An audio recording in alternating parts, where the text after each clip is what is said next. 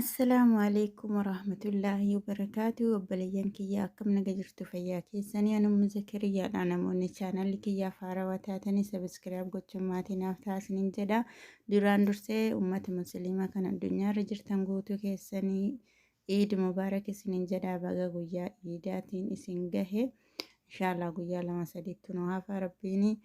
ورد أمري وقات تديب ربنا هاتاسسو إتيانسو دا آخر seenaa onnee nama cabsitu takka yeroo hundumaa waa'een keenya waa'ee dubartii biyya arabaa kana wallaahi osoo dubbataniyyuu dubbatamee hin dhumu osoo mana hundayyuu bananii mana hundarraayyuu osoo qulfii balbalaa bananii imimmaanumatu irraa yaa'a jechaadha. Osoo danda'ee namni hundi kallattii jiru miidiyaa kanarra gabbayee kan dubbatu ta'eyyuu namni imimmaanii ofirraa hin hanne tokkollee hin jiru jechaadha. Gariin himatee gariin dhuffatee akkasumatti jiraataa har'a gahe malee garuu rakkinni wal caala wallaahi waan dubartii biyya arabaa kanarra gahe hundayyuu hedduu dhageettanii hedduu dhageenna hedduu qalbii nu cabsellee waa hedduullee argine garuu ani seenaa akkana nama jibbisiisullee akkanatti onnee nama cabsullee hin argine maali yoo jettanii obboleettiin teenne tun akkuma suuraa siiraa argitan kana jireenya isii fooyyeffattee mana bareedaa kana fakkaatu ijaarattee waan isa barbaachisu ulaagaa hunda akkuma biyya arabaa kanatti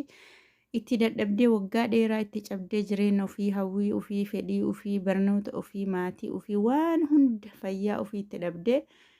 mana kana fakkaatu ijaarattee boroo gammadee jireenya kiyya bareedaa jiraadha abbaa manaa kiyya waliin jiraadha ilmaan kiyyas keessatti argadha kana booda jireenya biyya arabaatti ittiin deebi'u jettee waan kana hunda hojjettee itti galtee jecha. Erga galtee abbaa manaa isii waliin jiraattee abbaa manaa isii wajjin jireenya itti fuuftee waggaa baatii muraasa jiraattee booda abbaan manaa akkuma nama kamiyyuu dhibeenii fayyaan faayaa dhibeenii isa qunname dhukkubsate jechaan gaafa inni dhukkubsatus yaalchiftee karaa tiiktookii isiitiin namoota hedduun du'aa naa godhaa jechaa turtee homaa gochuu hin danda'anii inni bakka irraa namni hundi hin deebinetti gara ganda akiraa deeme biyyaan itti haa salphattu karaa saniin du'ee jecha erga inni du'ee gadditee gaddasiisanii baay'ee miidhamtee nama jaallattu ka waggaa dheeraa hawwaa turtee waliin jiraadha abbaa ilmoo kiyyaa godhadha jettee yoo ubbiraa dhabde immoo agama akkasitti dhagahamu isin hundinuu tilmaamuu ni dandeettanii jecha abbaa manaa siisan erga dhabdee booda as deebitee gara jireenya isiititti manni isiin haarawa bareechifattee itti galte kuni dhoksaa seenaa waan hin beekne seenaa namni tokko qubarraa hin qabne icciitii qabatee deemee jecha abbaan manaasii kuni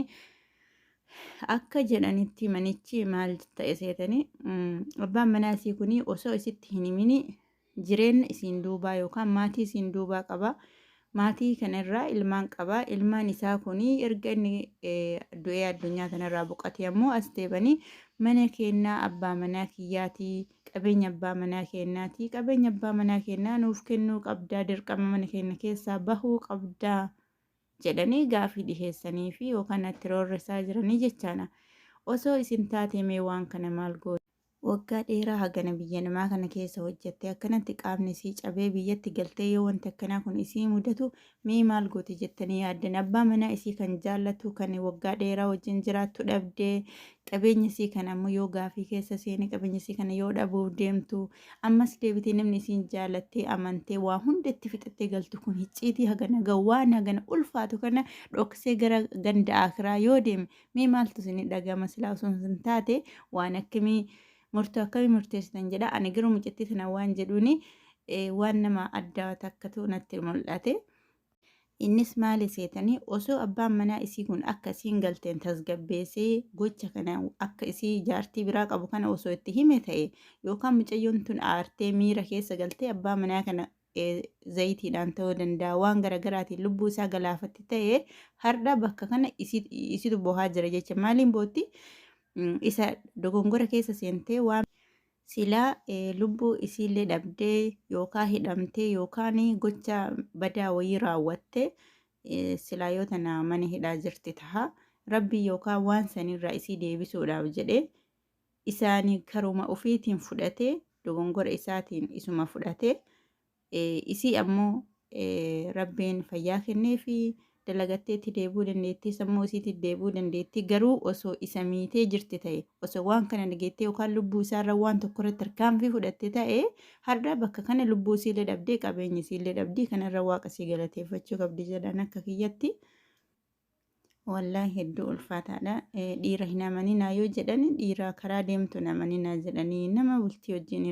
ijaallattee maatiin kan keessi bare hin amaninaa jechuullee ni ulfaataa. Garuu ammootu